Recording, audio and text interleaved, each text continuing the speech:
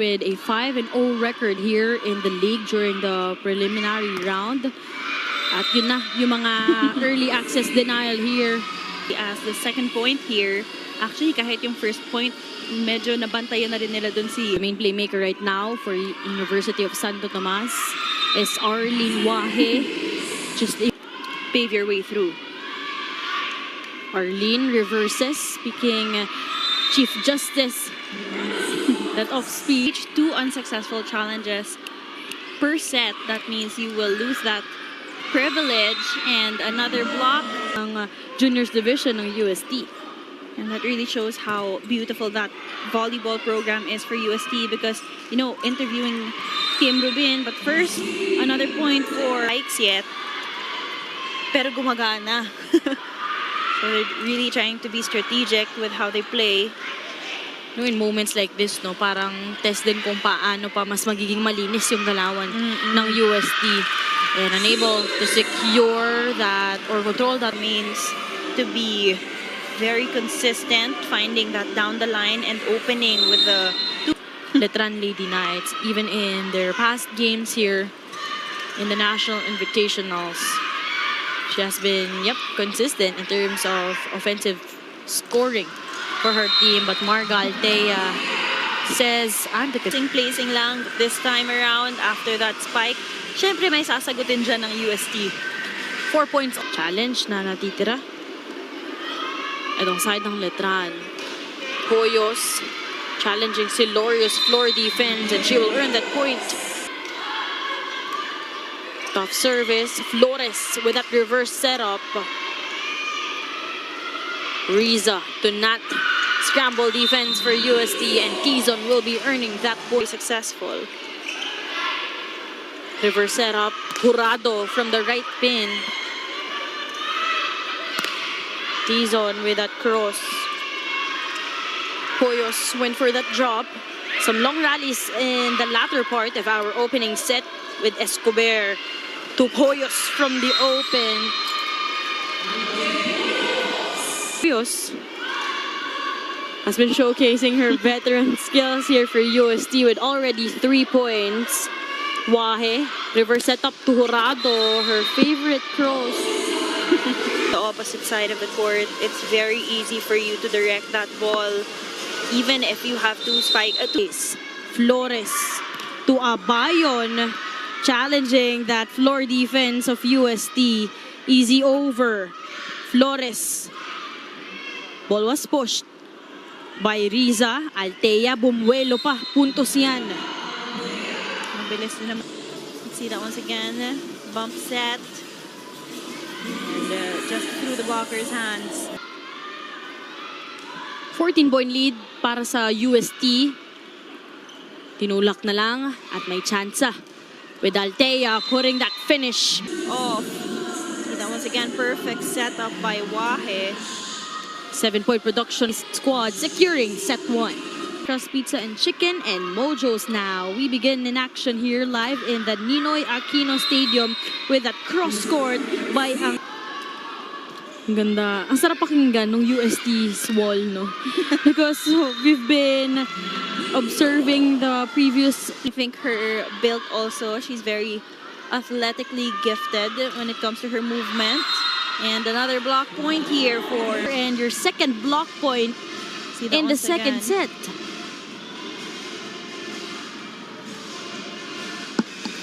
On deck to serve. Flores back sets, and you like how Padilla did not disappoint. Attacks are being blocked. You really have to vary and play smarter with your attacks. Colendra, she will deliver from the back row. Already better activation here. That smart powered up play was brought to you by the new Smart Power All-One All Alone for her team. So already a better showing here for the Lady Knights. Combination play from Poyos. Ganda ng basa dun. After that over-reception. 3 points or those free balls to create combination plays and shake things up. This is the perfect time to really practice it. Entirely binabalance din nila since everyday nga yung laro dito. We started last rated for the Golden Tigresses. Ngayon naabante sila, it's 11-5. Another block. You have to love the timing and the effort that USC has been giving. Escobar tumama sa kanya. Kaya naging puntos pa yan para sa letran. 5-point game. Abayon from the open against Escobar once again. Again, really, that's what you want. You want to separate the blockers, and this time she only had one blocker in front of. Ball is still playable with bodies all over the floor for UST. Sa gitna ang doon. Wahe to Hoyos. That delay of hit to top. The perfect setup. That Smart Powered Up play was brought to you by the new Smart Power All 109. Load now. Det Pepito in one of her interviews saying na mas okay pa rin yung captain kapag scorer. At yun ang ginagawa nitong si Reg Jurado right on cue. Orchestrating that attack. Too much power coming from Colin for the Lady Knights in the second set. Actually, si Colendra, kung mapapansin mo yung mga UST. So we'll see how this will translate. Mitura. And finally activated here. Yep, Mitura. The best opposite hitter in the recent NCAA Season 101. Received by Arasan. Hoyos with authority. Attacks she gives. It doesn't have that much spin, but the power. Managua with that service. 1-2 play, and that will work for Tamayo. Literally just using C's defenders completely still. Just watching that ball fall in the middle of everybody. Because if you give her a set that's too low for her, that angle will be different. And exactly what we were saying, another sharper spike from Nop. Battle of our opposite hitters right now. Poyos targeting that zone 1, and she will earn that point. Poyos currently with 8 points. Double substitution. Babalik itong si... We need to take advantage of this. They pick Poyos from the open. Just kills that momentum. 6 points already for just this set. Now, aabante dito. 25-10 and 20 now. Set number 3, here we go. Semifinals clash. Letran kontra USD. Still the same people we're seeing here for Letran. As an opener here in set number 3. Ball game still in play. Better first ball for Letran. Abayon with a cross court. This time, Poyos from the left, dug up. Abayon, off speed will work. So 3 points already here for Riza Abayon. And make that 4. Yep.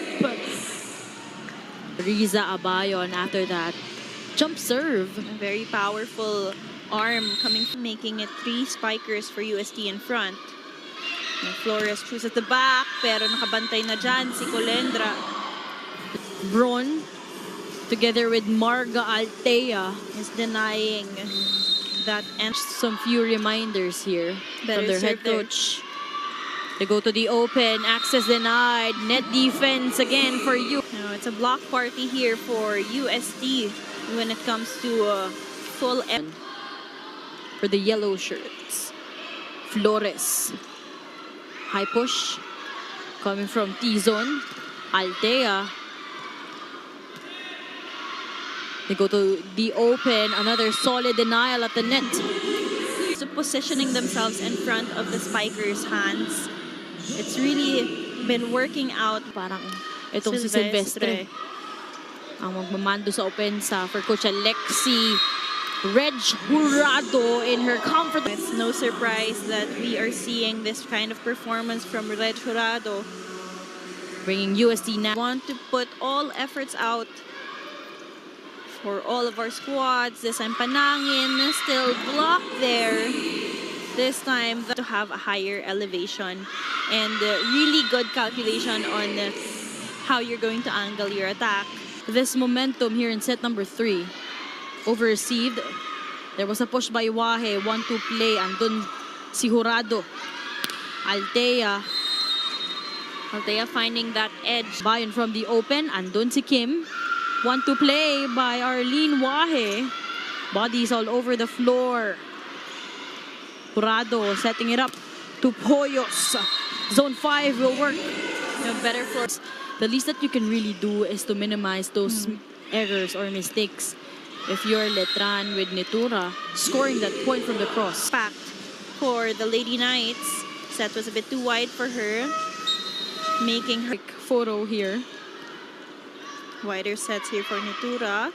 Wahe to Jurado, coming from nowhere, targeting that corner. Abutin niya yan because of her leap, because of her elevation and approach. That smart powered up play was brought to you by the new Red Jurado, currently with 9 points on this game.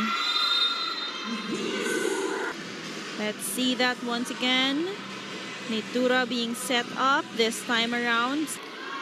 And having a slot in the final. Silvestre. Some adjustments there after that hit. Jurado, 10 points. Jurado. Exactly. That's what we know her for. That clip of the wrist. Wahe to Jurado once again. Jurado. His dad is a Cebuano. Quick attack will work. What a setup there. Right on cue, Ako. Convincing spike coming from Acohedo.